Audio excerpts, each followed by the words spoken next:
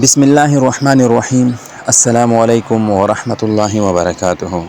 معزز سامعین، آج میں ایک ایسا وظیفہ لے کر حاضر ہوا ہوں جس کی ہر مرد کو، ہر عورت کو خواہش ہے کہ ہمارے سر کے بال سیاہ کالے بھی ہو اور چمکدار بھی ہو اور دیکھنے والے کو بہت ہی خوبصورت نظر بھی آئے۔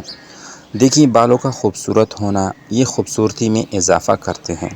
اللہ تعالیٰ نے قرآن کریم کے اندر نبی پاک صلی اللہ علیہ وسلم کے بالوں کی قسم کھائی، تو ہر مرد اور عورت یہی چاہتے ہیں کہ میرے بال خوبصورت ہو، تو ان کے لیے ایک بہت ہی مجرب وظیفہ ہے۔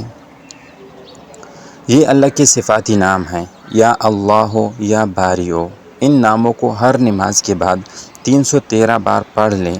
ان ناموں کو پڑھ کے ایک شمار کرنا ہے۔ یا اللہ، یا باریو، یہ ایک دفعہ ہو گیا۔